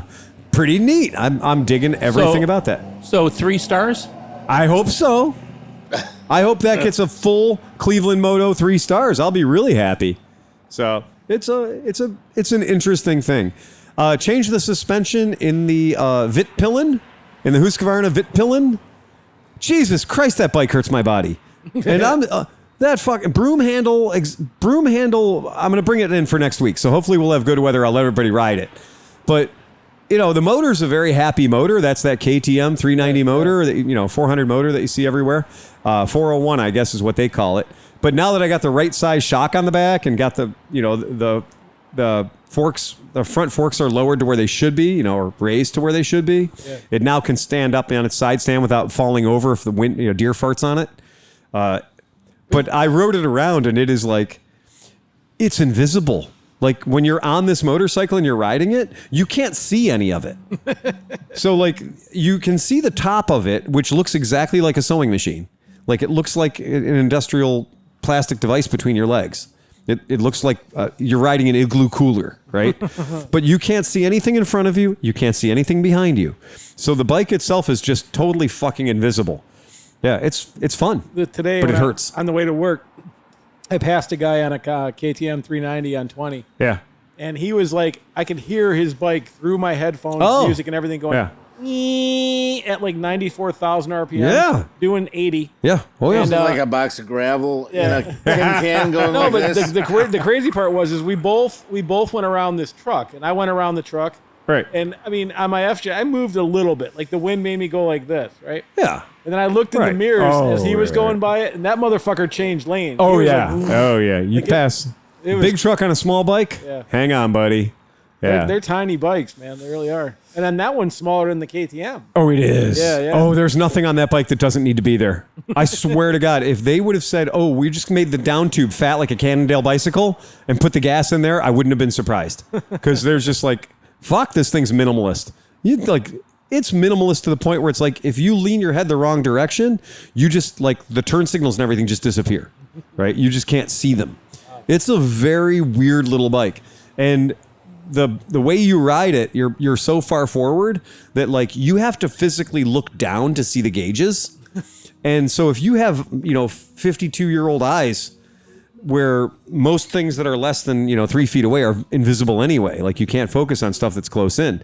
Well, this bike is clearly built for 12-year-olds because all the important data is like 16 inches from your eyes at all times. So yeah, it's a very weird little bike to ride. So it's the position that if you do fuck up, you're just putting your head through something. Yeah. But again, I can only picture this as being like, if you fucked up, it would be the same impact as if you fell over while running at 60 miles per hour because the bike just isn't there. Yeah. You know, What's the weight of it? You know, it's almost nothing. Like it's very low. Like The blue crew's going home. Oh yeah, blue crew. I would have thought they would have changed their lights to red for the drive home. You know. Yeah. Wheelies? do you? Oh, hey. Oh, lady. yeah. Yeah. Do you think any of these guys actually have this LED shit for visibility, or is it just cool factor? All I know is What do that you think, Cinch? they all agreed to keep their lights blue because the first guy that put them on, his don't color change, and all the other people have an app for their phone, Yeah. and they're all like, "Oh, well, Dave can only go blue, so we'll go blue for Dave." Yeah. We'll make sure Dave feels okay because he can't change the colors on his. But if you have LEDs in the past 10 years, they come with an app or a little thing that you can make them any color That you would be want. really cool to take a generic one down to like Smedley's and Yeah. just hit it as you're going by, Oh, so you yeah. can put them all pink. Because you know they all bought. I mean, the technology is going to be the same. It's all Yeah. going to be lowest bidder Chinese shit. All pink. Just go was- by. It was awesome because I had LED flashing Christmas lights Yeah. with a remote controller, and I'm out there and I hit my lights. Yeah. And all of a sudden I see down here, that Oh. my neighbors were changing. I could change his. Yeah. So Nice. I would turn mine off, and I'd cycle his to the most ridiculous thing. Of course. And then I'd turn mine on, and they'd just be going. Yep. His are causing epileptic seizures to Oh, people. yeah. Like, 10, 15 years ago, the guy that lived across the street from me got an LG TV. And when he got an LG TV, I had, he got the $1,000 big LG TV. I know I could see it from my house. Whatever he watched, I watched. And but I did have an LG remote, and it totally worked his TV. And I loved it because I could, no questions Change his asked. channels? 1 o'clock in the morning, if I was up and he was up, I'm fucking with him. Like, and so I'd be like, oh yeah, okay. And I'd hit it and I'd change his shit. And it was like, I'd always make sure I had already shut my TV off when I was dark so that he wouldn't get the idea that it was me and, have revenge fights. But he never caught on to it. And I'm going to say I changed his TV at least 40 times. And I don't think he ever picked up on, got the end of that joke. So yeah, good fun there. But you were on the couch, kind of looking out the window. And I didn't have to duck. It's dark in my house. Yeah. Put porn on. Yeah. Well, that's the thing is it wouldn't punch numbers. Like I couldn't punch numbers in, but I could change it. I could turn it off and I could turn it on. So I could turn the volume up and down and I could turn it on and off. My favorite thing was just cranking the volume. Yeah. you wondered why he moved, and he had a whole note about the house being completely haunted. And he was Yeah. freaked out by I would everything. crank the volume like 2 or 3 buttons, like 2 or 3 numbers, and then stop. And then half an hour later, I'd crank it 2 or 3 numbers and then stop. Because people get accustomed to the Yeah. sound, so eventually it's at like 900. And then I'd crank it 2 or 3 numbers and then stop. And then I could see him get up. And he'd go over and press the buttons and everything else, and I would just shut it off. So as soon as his finger hit the button, I just shut it off. You should have kept doing it until he threw it away. No, I literally thought it would be better to be a phantom situation, like Steve says, and just never have it. But if I could get that son of a bitch to throw it away, that'd be hilarious. That'd be great. Be like, hey, Tim, you're throwing out a TV. You know what? I got a remote for this one. I wonder what the distance is. I wonder what the range is. Yeah, fucking A, that's cool. Yeah. So you asked if the Vitpillin will wheelie. The answer is, oh shit, yes. In the interest of making the bike as compact as possible, I think they had inadvertently made the greatest wheelie bike ever. Short wheelbase. Yes. Short wheelbase, single cylinder, kind of a heavy flywheel. Extremely happy without being an actual dirt bike, without being an actual real dirt bike. They made a bike that will put a very nice wheelie down that you can modulate, you can control it. It's really good. So I think that fun was engineered into the design of the bike. I think that was really smart because you guys, we all did the 390, the KTM, and it did not like to wheelie because it put the rider too far forward. Didn't like to run when I rode it. We exceeded the number of BTUs that head could handle. Like we definitely, but between our podcast, all riding that bike in short order of each other, we created a situation where our thermodynamic efficiency was not good. Like we were pre-detonating or we were burning fuel before it went into the motor, something. But It was like the China syndrome. Yeah, it was melting down. Yeah, exactly. Cinch is over there pre-detonating all night tonight. I had one. That was worth 1,000 right there. It was horrible. Nice. One of the other things that I did want to say is we're going to get back into the autumnal dirt biking. Oh yeah. So we haven't. Go ahead and finish that, but I have a thought too on that. I haven't been out in a long time because my world is a little weird. I can't really break free from certain things, but now we're getting into the point where it's like, game on, man. Yeah. I'll be there Friday night. I'm staying over because I have to go into work at midnight. So Okay. Yeah. I'm going to try to burn up a bunch of wood. Nice. Yep. And I work Saturday, and I'll be there Saturday afternoon probably. Okay. I'll be out there Saturday. Oh, that's man. I'm telling you, I am ready for some dirt biking. I need some hot dirt bike action. Do we have repairs to do yet? Well, I mean, we got levers and shit here. Okay. So We can roast potatoes on the fire. tonight before you guys leave, so from anybody from J-Town, before you leave tonight, make sure you leave with the levers. okay. So the levers and the bikes are in the same place. Throw them in my car or Yep, something. Yeah. exactly. Good move. And then the thought crossed my mind. Good friend of ours is buying a house out there in LaGrange. I know. And one of the facets of that property is a sizable, I think, little pond. Oh, yeah. That is probably going to freeze over this winter. I think so. Oh yeah. and is going to be a circle track for SSR. Did Oh, somebody shit. say ice tires? Oh yeah. Did somebody dude. say screws in the tires? The pond is only 12 feet deep, so Perfect. It'll freeze. I mean- it'll No, it'll freeze. freeze. Really good. It'll It's only freeze. 12 feet deep, so when you go through the ice, You'll be fine. You'll be No, fine. in the Stand middle. In the middle. I think that's a brilliant Yeah, I idea. do too. That's a good Holy idea. shit. yeah, it'll be like this. Yeah. I am hoping that there is And that some ice pond looks racing. like the Oh, yeah. perfect size for ice racing. It is. It's good. Yeah. It's a good size. Yeah. Oh, Oh, I'm fuck in, yeah. dude. That sounds awesome. Get your skis on. You can pull me around. We'll pull each Yeah, other we'll around. just- We'll race yeah. each other. We have Right. all kinds of stupid. You know, that's it. Once you get the skis and the bikes together, it's good to give your friend a tug. You know, just you can tug me around all day long. I tug around all day long. Give you a nice tug. I Yeah. just realized I'm going to be south, so you guys are going to be the D-gens from up north. Yes, you are the D-gens from up north. Fuck yeah. Okay. Oh yeah. I'm excited. I think that's a Then we great gotta- thing. Yeah. Then we got to get then we got to put a fishing shack in the middle. with An a ice hole. fishing shed? Yeah. Yeah. It's a Yeah. stocked pond. You guys can fish all you want. Get the fuck out of here. Do No, some ice 100%. fishing. If you're moving to LaGrange, get your you're going to have to shanty out marry your there? sister. Yeah. We knew that was going to happen. Get Yeah. the shanty out there. Not actually in LaGrange. It's Wellington. Okay, so I now. difference. Wow. Oh, you should have stuck with the Grange, bro. Okay, so It's now, actually Pittman, I think, which is even worse. I think it is don't know. Pittman. Every day you spend out there, your eyes are going to get closer and closer together until finally you're going to have one eye. I don't care. I'll have a garage and a pond, so I'm good. Hey, so I had a question for you guys because they did introduce the new Z650 from Kawasaki. Yeah. Now, Steve, you have a certain amount of. This is relevant to your interests. It was. I was kind of excited about it, except for how do you pay homage to an amazing classic 4-cylinder motorcycle? With a twin. With a twin. People can't count. It has the same No. number of valves. I counted real quick. I know. But here's the thing. So I'm You counted to 2 verses. There's like 1 verses, 2 verses. yeah. I'm on a group on Facebook. It's like Yeah. it used to be the Z900 RS whatever group, right? Yeah. Just shared things.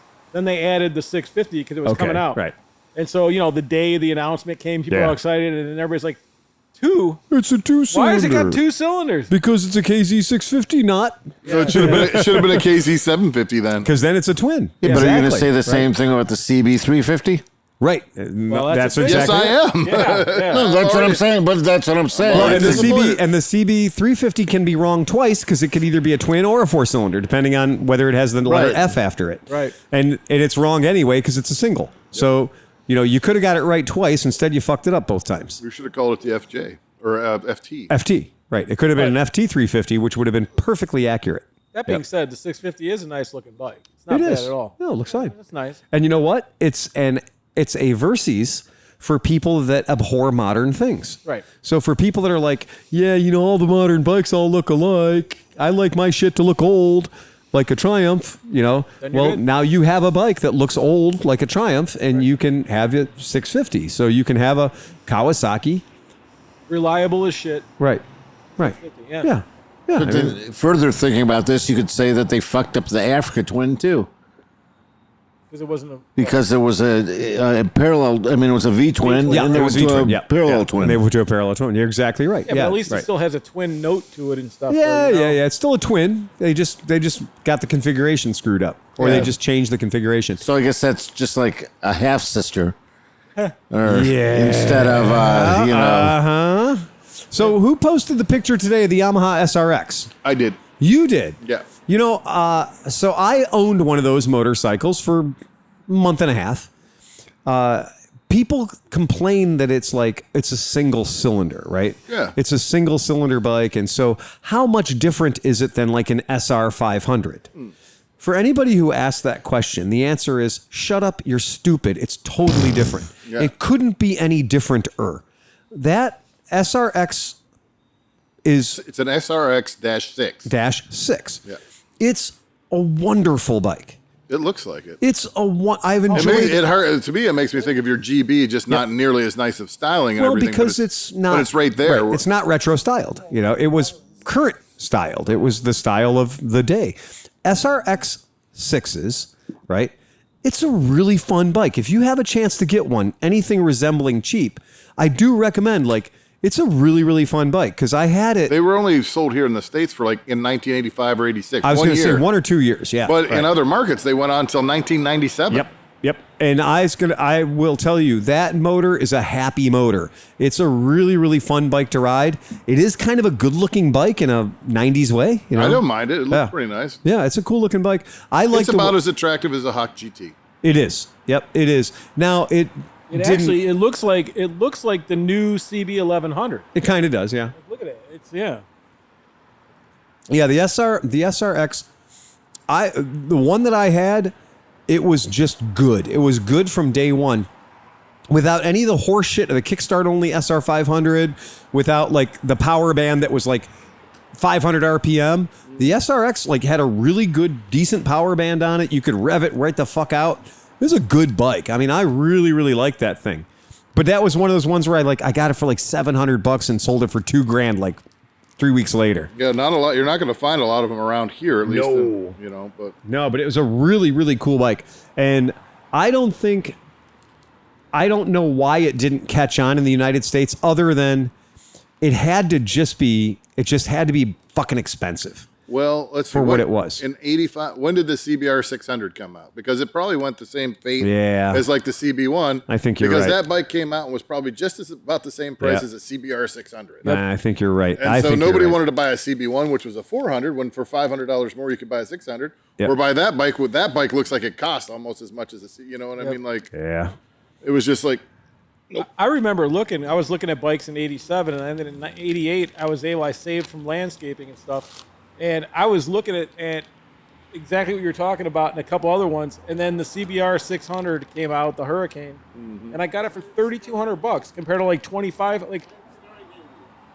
With $700 difference for a bike that at that time was fucking, Right. futuristic and dope. Who wouldn't do that? It'd be insane. Yeah, I really enjoyed it. I had a great time riding it. I had no complaints about that thing just being a good motorcycle. It was pretty fucking solid. I digged it. I really did enjoy it. So that's pretty cool. I'm a big fan. if one showed up at Mid-Ohio, would you try to snatch it up? Oh yeah, absolutely. In fact, I would probably walk past an SR 500 to buy an SRX at this point. Yeah. Because the SR 500, it's really iconic and it's quirky and shit. But I got to say that Kickstart? I would just take the SRX so much better too. And it did put out more power and, 5-speed tranny's a good solid thing. I really thought it was a good bike to ride. It was fun. So, nobody's not going to blow anybody's door off. So I don't think it made 35 horsepower. I don't have the picture in front of me. What kind of suspension was the rear suspension? Was it a monoshock or dual shock? I think it's dual shock. Yeah, probably. Yeah. It might have been something sexy like a remote reservoir or something way back in the day. It was. Yeah. So yeah, it had that Yamaha, whatever Yamaha's version of a trick system or whatever the fuck it was, but it had double front disc brakes. I can tell you that. Mine had 2 front and 1 in the back, and it would stop real nice. So it did. It had that very classic mid 80s, early 90s So you have a choice. You can have pared down. You can have a Hawk GT 650, or you can have one of those. Oh, I'm having the Hawk every day. Yeah. V-twin. Yeah. Yeah, V-twin. Fuck yeah. Single-sided swing arm, dead sexy Hawk GT. And I think that you should pay twice as much money for a Hawk GT. So like you see an SRX, yeah, $2,000, $2,500 maybe, topped out. You see a Hawk GT, yeah, $3,500, sure, yeah, no problem. But yeah, the one that I had the ugliest little super trap underneath it. Yeah. Remember the ones that had the little nut on the end? Yeah. So it had like the little finger screw on the end, like a nipple, and then it had the discs. And it was fine. It didn't have a wing nut? Some of them have a wing nut. This one just had like some weird, looked like a Schrader valve nipple. But yeah, it was that same concept. So it seemed like that worked pretty well, even though it was ugly. Yeah. How come that's just gone? Like, you know what I mean? Like, how come no other muffler manufacturers? The tunable mufflers? Yeah. I don't know, man. You're right. But it was, is that was to avoid the jetting then or something? The idea was you could dial in how much sound you wanted. It was just sound? The more discs you put in, the more sound got out, right? So every disc, every disc you put in it. Theoretically, right. If you only have one disc, it's going to be very restrictive. Exactly, right. So you can, more disc, less restriction. Right, exactly. So the more discs you put in, the louder the thing got, and the less restrictions you had, because each disc is equipped with a certain number of orify, right? So the more orify you add, the more slots that it has in it, the more gas and noise is going to escape. Right. And so like on that GB500 in the window there, that one has got the normal pack of, I think, 6 discs or 7 discs, and that's got them all in. And I know on Merritt's GB500 at home, I think we got 3 discs in it, and just it calms it down a little bit and gives it a little more back pressure. So yeah, that was basically like that was ClevelandMoto podcast 2. What was that? Because you had a 1978-ish gold wing. Oh, yeah. Then you had a GSA, a BMW GSA, and then a dude was on like Chris's bike, the Duster or whatever. Okay, yeah, Drifter. That was a good little group. Yeah, that was a group of weird bikes. Yeah. Yesterday when I was in Columbus down at the Huli Huli Tiki Bar thing, I was ripping around down there delivering bikes and stuff, and I had a pack of Groms. Like there was a TNT. For sure, there were like 3 Groms, a couple of monkeys, like a whole fucking mixed bag of minis, all riding together, having a blast. Yeah, and they were a barrel of monkeys. They were all driving at like 10 tenths. Like the light changed, and all of them had the front wheel as high as they could make it go. It was fucking hilarious. So yeah, but always good to see a gaggle of people having a good time. Super cool. They have to come up with better names, like a murder of Groms. A murder of Groms. Exactly. A grimble of Groms. Yeah. It would be a grip of Groms. A grip of Groms. Shit, yes, it would. Yeah. A whole grip of Groms. That's a good idea. Or a gripe. A gripe of Groms. A ton of TNTs. A murder of minis. A murder of minis. I like that. Yes, that's it. That is perfect. You already have a barrel of monkeys. Yes. A barrel. You could have a barrel of monkeys for sure. That would be legit. There are some of the reviews are coming in from the bike that we kind of universally decided we hate, which is the Royal Enfield 350 single, the new Royal Enfield 350. It is basically exactly everything that we thought it was going to be, and I don't think less. Yes, and I don't think anybody is shocked at all with what the numbers are. So we just talked about a 1967 motorcycle with 175 cc's that made 25 horsepower. Now we're going to talk about a brand new fuel injected 350 cc motorcycle. 16. Anyone else? Anybody? 18 horsepower. 18 horsepower and 18 feet of torque. So yes, that 350 cc motor in their single cylinder Royal Enfield puts out less horsepower than a Vespa GTS 250. Highly technologically developed and advanced. Tuned for torque. Tuned for mid-range, clearly. That's low range. 18 horsepower. Tuned for fuel my economy. God. Yeah, tuned for fuel economy. For that motor, for that 350cc motor, fuel injected, it is a 2-valve motor. It's not a 4-valve motor. That would be complicated. But Steve wants one. Oh, I'm sure, right? Yeah, that's it. I wouldn't own a Royal Enfield. It does have dual channel ABS I as do like- standard. So. I do like the style though of Chris's old C5. Was Yeah, it the C5 is I like the beautiful. style of it. Yeah, absolutely gorgeous. Too bad Ural didn't make a 350 single. Just half of the standard Ural motor, and the piston just went one way. Yeah. And when you rode it, it was like, oh. It wasn't a boxer; it was a lonely boxer. Coming out the left side. Just a left. Yeah, it would have to be left because the sidecar goes on the right. Yeah, yeah. That would be awesome. The Ural, 1-cylinder 350. They call it the Loper. The Loper. It's got a hell of a beat. Duh, duh, duh. It's got a 50-pound flywheel. Yes, it does. It's just a hit and miss engine. Yeah, that's all it is. They just have a barbell on the other side that doesn't have a piston Right, that just moves up. It's a shake weight. That's all it is. It's just a shake weight. It comes. Oh, can I say it? It comes with a flashlight adapter. Yeah.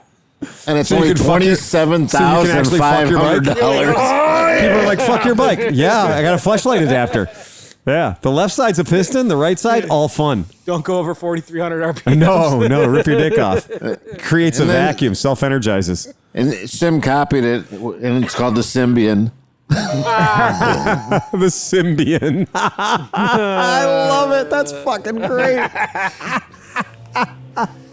That is brilliant.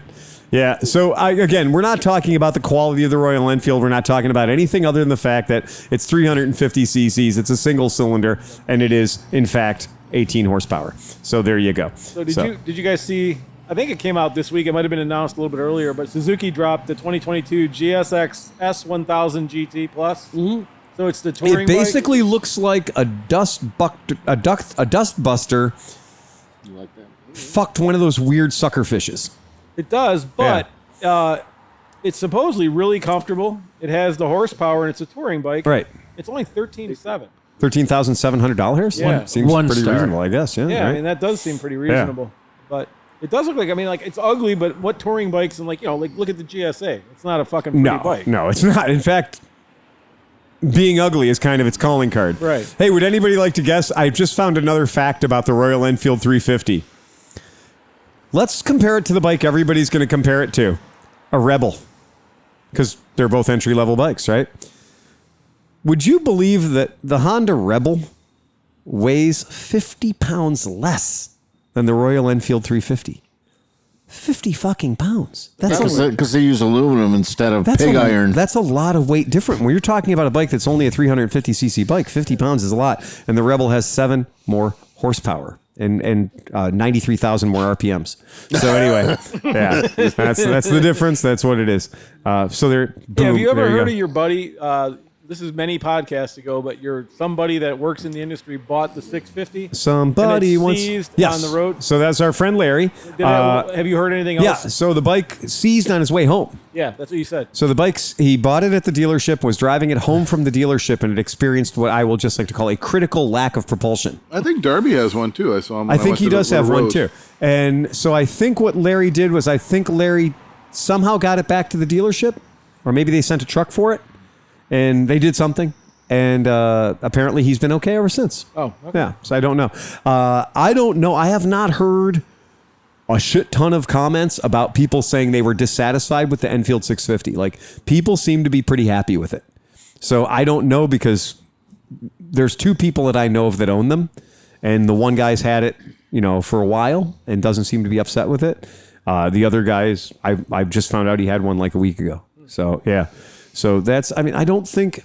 Good looking bike. I think it's a very good looking bike. And I think that Royal Enfield, we know that there were problems with the bikes that came in that 500cc category that we can personally account for, but we can't talk at all about the 650 because we no experience with them whatsoever. Yeah. Just, we don't know. So it could be any damn thing. We could. It would be more interesting if we lied about it, but it just won't come off very well at all. Hey, I sold something today. Oh yeah? Yeah, I sold something. What'd you sell? I've had it for, let's see. I've had it for 13 years. I know you guys have all seen it. Dr. Waters? It's white. She's had her for 25 years plus. It's white. I know exactly what you sold. I probably put more miles on it than... PC 800. Nope. It's 400, the Suzuki thing. That's right, Steve. It's the Tundra. Yes, the Toyota Tundra. I thought you were talking about your DRZ. I didn't sell it. I didn't sell the DR650. I sold my Tundra. So the Tundra I got in year of our Lord 2008, brand new, V6 special order. That's right. I had to special order the smaller motor. And 169,000 miles later, 112 miles per hour confirmed on the Bonneville Salt Flats with 2 bikes in the back. I just saw that picture looking for a different picture for one of the Moto Stories things. Yeah, and I put the video up in the comment section, the video that Renee shot of us doing 112 miles per hour in air-conditioned comfort on the Bonneville Salt Flats. Because in most modern vehicles, regardless of how fast it can go, the lawyers have put a speed limiter in there for how fast the tires can go that the factory equips the vehicle with. Right. So the rating on the tires that came from the factory on the Tundra was 112 miles per hour. So they set the speed limiter to 112 miles per hour. And my God, is that thing accurate? Deadly accurate. Because we shoot a video of the truck going that speed. And the truck literally at 112 miles per hour, my foot was on the floor. It would not go any faster. 112 miles per hour. And 2 bikes in the back, Renee in the shotgun, and shooting video the whole time, whatever. But it was a week or so after Bonneville Speed Week, right? So it's this time 11 years ago, or whatever, 13 years ago. So this weekend, 13 years ago, and wow, super cool, right? Very, very cool. But you think I was going 112 miles per hour in a pickup truck on Bonneville Salt Flats with two bikes in the back. Our buddy John Sanchez went 94 miles an hour on the Bonneville Salt Flats 2 weeks ago on a Vespa. Oh, wow. Johnny Sanchez has the biggest balls I've ever met on anybody in my life because a Vespa has 10-inch wheels. Yeah. And to go 94 miles an hour on salt. For multiple miles. Many, many miles. Yeah. That's a dirty Sanchez. That's a dirty, and we all know Dirty John. Yeah, John Sanchez. So John Sanchez he rode a Vespa scooter 94 miles per hour, a vintage Vespa, That was small a frame. small frame. Yep, Yeah. small frame. And John's not a big guy, but John's also not like the kind of guy that you'd expect to be setting land speed records. Is there any kind of aero mods to this thing or? No, it's just a bike. Wow. It's just a Vespa small frame. Right on. It is straight up just a fucking Vespa small frame with, kit and pipe and everything else, but steering dampener. Still looks like a Vespa. If it was here right now, you wouldn't think it would go a hair over 60 miles an hour. Right. If it was here right now, you'd be like, oh, cool, small frame. What is Like, that? some guys like, oh, I took my 125? KLX 110 to 79 miles an hour, and then you look at it, and it's like a tube with a wheel on it. Yeah, it hasn't been a KLX for a long time. Yeah. No, this thing still has the stickers. This is a late 60s, early 70s, That's cool. late 60s Vespa small frame. Yeah. But my favorite statement from Johnny is like, I got this really weird head shake at about 75 miles an hour. So I just pushed through it. Oh my shit. Do you have a head shake on a bike with a 10-inch wheel at 75 miles an hour? You don't push through it. You get off. You just leave. You just be like, this is easier without the bike at this point. Trust the leathers, right? I can't imagine crashing in salt. No, because I was that's just like thinking about that is that. like you. What do you do? How could it be worse? You're gonna crash in salt and then end up in a puddle of Bactine. Like fuck you. That is I've crashed awful. in snow and it ends up everywhere. It does. So if you crash in salt, it's like snow, but sandpaper snow. Corrosive sandpaper. And it hurts. Yeah. Like I look for a living, I cut my hands up like constantly. My hands are constantly, and brake parts cleaner will let you know every cut you have anywhere on your body. You're like, I'm going to clean up real quick before I go in the showroom. Give me a quick hit of the brake parts cleaner, It's faster than Gojo. And you're like, hello. And then you're just like, shit. So the other day, I'm detailing the Tundra before I sold it. And I cut my hands to ribbons. Guys getting all the nooks and crannies and shit. And I was like, oh, okay. And I had to like goop up with hand sanitizer. So I grabbed a big double handful of hand sanitizer. If you take a look, I took all the meat off the palm of my hand there, and that spot's about the size of a dime. And I grabbed a handful of hand sand and I was like, oh fucking hell. Like the amount of pain that comes. Look, I didn't cut myself deep, but I took 5 layers of skin off for something the size of a dime. Fuck that. That's like a 3rd-degree burn. It is all surface area. It just never stops. It's so fucking painful. You just took everything away between the air and the nerve endings. It's wide open. I put since I'm going to be moving at some point, I put my KE100 back together. I was halfway done with it, but anyway, I cut the shit out of my hands, and then I was going to do some cement work on the front steps. Oh yeah. And my nitrate gloves must have broke. Yeah. There's chemical burns everywhere. Every little scratch that Cement I got. eats you up, man. It's terrible, man. Working with concrete is just vicious. Oh. I know you have something to say about that because No, I was walking the dog today, and these people redid their steps in one of these apartment buildings on Detroit Road. Yeah. It looked like a 4-year-old with Play-Doh. This step isn't square anymore. It's like the step is slanted down. It's rounded, and it looks like they try to like make the step without a form with like really like runny concrete. it just looks like a stack of wet phone books. And it's just like backed in, and it looks like just like a slide.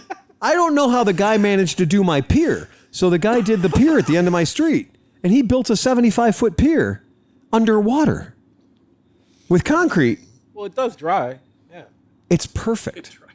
It looks beautiful. The edges are right. Like the guy who did my driveway in the sunshine above the water. Right.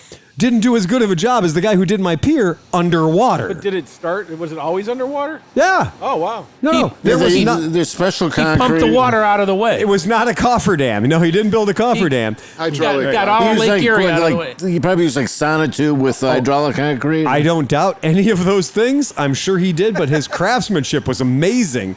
And of course, he didn't start with something. He just went in and said, "Where do you want the pier?" And we went, "That would be nice." And he's like, "Okay, great." So how did you guys all chip in for this thing or something? Yeah, Oh, okay. we've been paying dues. If you live by my house, you pay $100 a year to be a member of our pier, our Woodhaven Beach Association. Wow. And if you do, it's on the deed of your house. You technically own that. So as long as you're a paid member and upstanding membership, we have the list down there of people who pay. My wife will chase you down if you don't pay. She's the president. And if you don't pay, we put we got a guy who comes and gets your money from you. A couple of heavy carrying pipe hitters. Yeah, pipe hit motherfuckers show up and extort the money out of you. But it is funny because every year, we'll get checks for, about 18 people, 20 people all show up, they'll put $50. I think we raised it from 50 to 75, I think. So, but yeah, and for that, you get to go down there anytime you want. And my canoe got fucking taken. My canoe got stolen. Ooh. Yeah, I down by my pier, I got those stairs that go down. Yeah, if you guys have been there, we have some straps and we put my canoe up under the top stair, so it's well up out of the way, and got a little combination lock on there that Oscar can pick in 4 seconds. Mm-hmm. But apparently last Thursday, motherfucker stole my canoe and left the fucking lock still locked, and took my canoe. Cable's still there, perfectly uncut. Both tie-down straps are cut. Cut the ripped. canoe in half and took it. The lake got it. No, we had crazy fucking giant waves. Oh. We had insane waves last Thursday, 8-foot, 10-foot waves. And it's sure enough, despite that canoe being 20-some feet, 30 feet away from where the water ever was, yeah, the waves were big enough. It just fucked up my whole neighborhood. Wow. So do you have good numbers on it or no? No, it is a 25-year-old plastic canoe, so we're not even hoping. But the guy that helps us out down there, it's well, Phil, it might have just filled up with water and it might have just sank, and it's at the end. I was like, it's a plastic canoe. It's neutrally buoyant. It can't sink. So even it has folding chairs built into it, folding backrests. Those are sealed, so it will not sink. So I was like, it's gone. I got a replacement boat for you. It's made of styrofoam. The bow. Okay, so this is hilarious. The bow and the stern of my canoe are both full of styrofoam so that it can't sink, right? So the whole bow and the stern are styrofoam injected. And I told Dale, Dale, that canoe is technically unsinkable. It can be full of water and it will just sit there. I've done It's at Presque Island. I'm sure that it's at Presque Isle. It's gone east. Somebody in Erie's like, shit, an Old Town canoe just washed up. So, or Mad River canoe just washed up. So, 25 years old. I'm in the market for a canoe. So there you go. Are you in the market for a canoe too? Yeah, mine's shot. Yeah. Man, I'd almost give mine away. Just follow the algae bloom and you'll find your canoe. You know what? Did anybody? I'm going to get a square stern this time, and I'm going to get a little outboard on it. I have a trolling motor. Yeah. Yep. Did anybody feel the temperature just drop about 20 degrees? Just now, yeah. It did. It actually dropped to 52. So, yeah. Great. Yeah, throw another log in the fire. We're going to get that fire going again. We got a problem. There's no log. There's just that. Oh, I got 2 pallets over there. I know there's one Go right over there. and bust it up there, Cinchy. Come on, man. I We hurt have- myself. Get I out the saw you jaws. hurting yourself. Get out Yeah. the jaws of life. I almost stabbed myself in the neck. Ouch. That one I thing saw hit that. And it recoiled? Oh, dude. Man. I was serious. I took a double take. I'm like, I might have just killed myself in front of all these guys. So I can tell you guys, if you have to sell a vehicle, a car, a four-wheeled vehicle, sell it now. Because the whole situation with there not being enough four-wheel vehicles, I thought I would sell that Tundra. It owes me nothing. I cleaned it up really nice, made it pretty. I figured I'd sell it for $6,000. $10,000. Wow. Yeah. 08? For an 08. Private buyer or Private buyer, Lakewood guy. I had it listed on Car Gurus, $20. I had it listed on Craigslist, $5, and I had it listed on Face Crook Marketplace. And all I got, one I can tell you is I know every Latino fellow within 300 miles because, as some of you know, my Tundra was lowered. So I had intentionally lowered my Tundra to make getting bikes in and out of the back easier. If you advertise a lowered Tundra, you will find all the Latina fellas in your neighborhood real quick.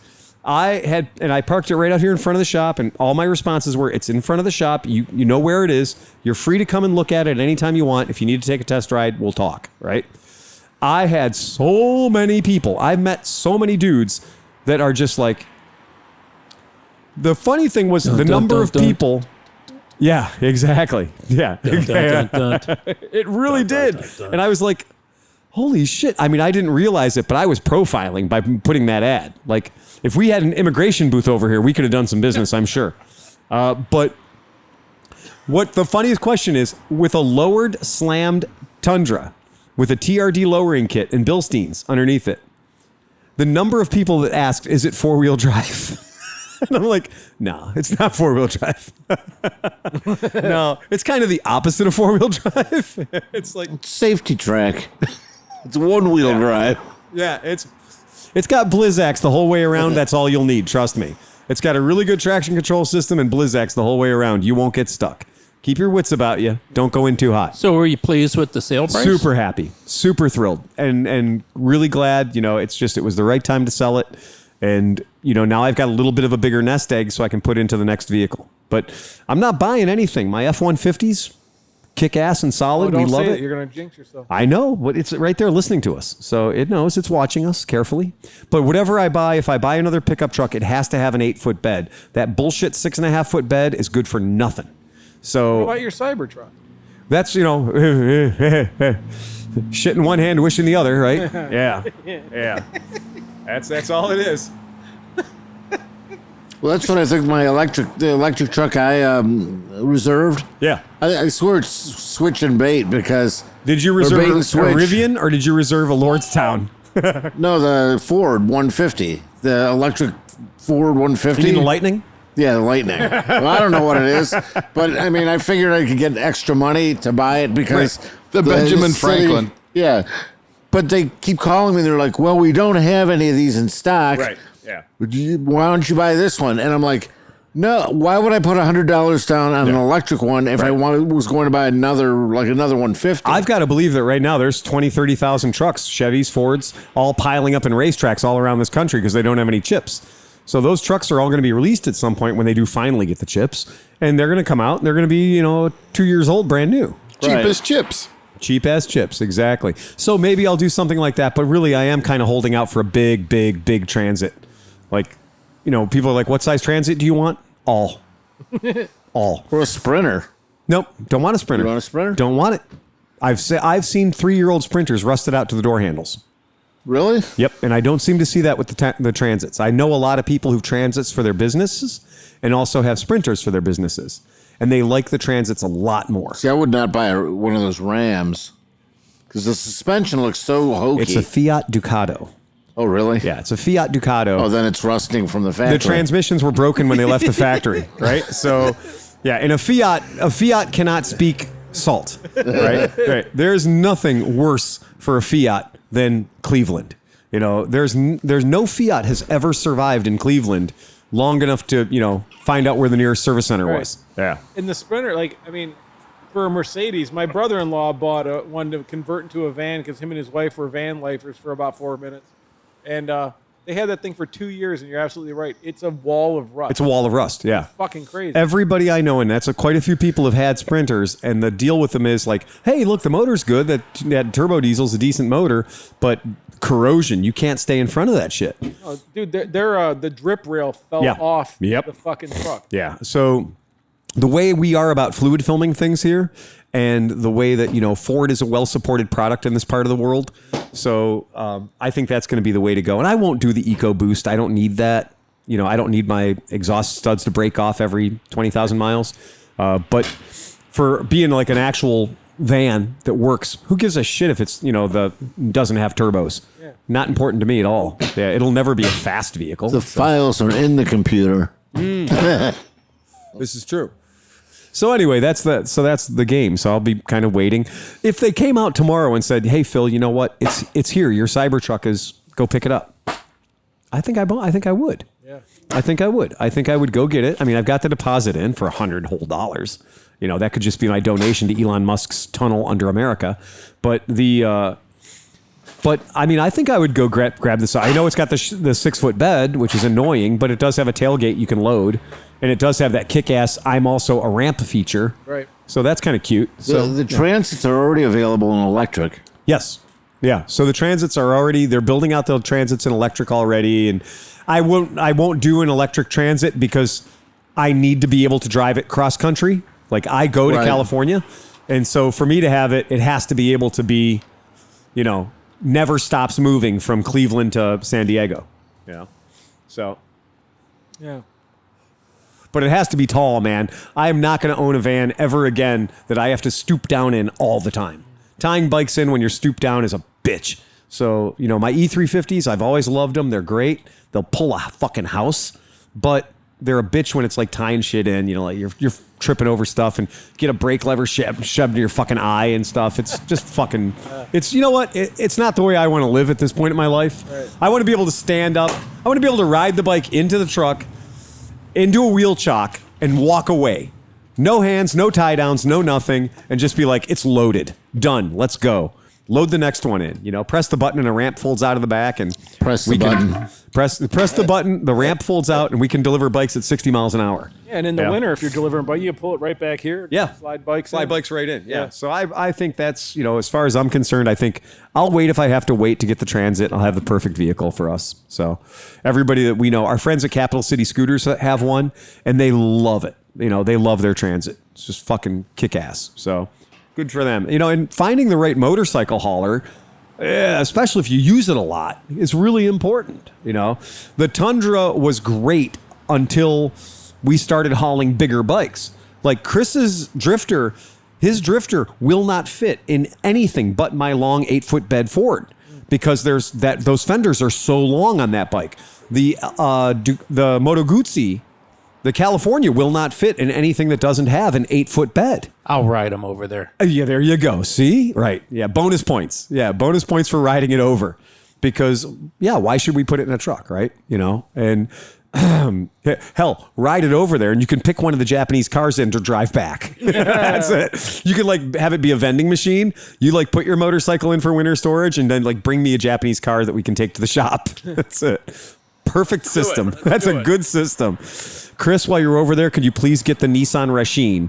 Okay, Phil, what the fuck is a Nissan Rasheen? It's got the gold rims, BBS. No, Merritt's been driving that one to work. Oh, she loves that thing. She doesn't want to drive the Figaro at all anymore. Oh, no. She has fallen in love with the Nissan Rasheen. So ugly. It is so ugly. It is a disgustingly... You have to wear glasses when you drive that car. Oh, dude, that thing. It's the John McElfresh of cars.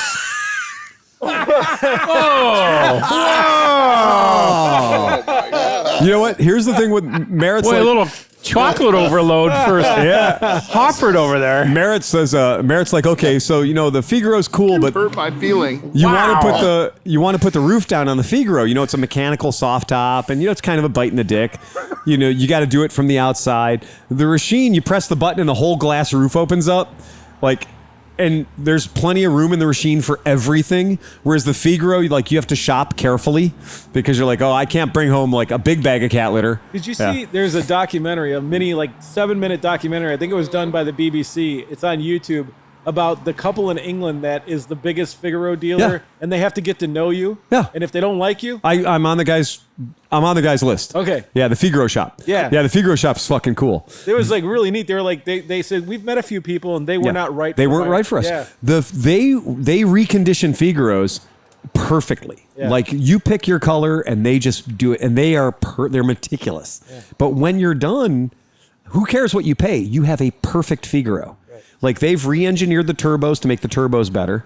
They've done 5-speed conversions so you can have a manual gearbox instead of an automatic. Wow. They're really clever. Like they got some cool shit going on. But I like the fact that it's literally their house. Oh yeah. No, it's she's making tea for you and you talk to her and she decides whether or not you're cool. Figaro people take that shit very, those cars have souls and personalities. Like those cars are all named. Like they're amazing. Figaros are cool little cars.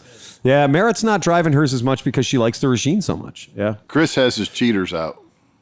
I see that. Do we have a joke? Is it time? I like that. That's a good sign. You want to hear a joke? Oh, yes, we do. You bet your ass we do. Guy walks into a crowded bar, waving his unholstered pistol, and he yelled, "I have a .45 caliber Colt 1911 with a 7-round magazine plus one in the chamber, and I want to know who's been sleeping with my wife." Voice from the back of the room says, "You're going to need more ammo."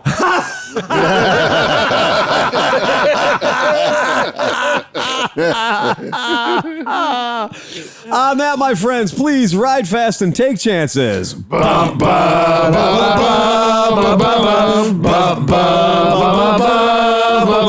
John. Reload.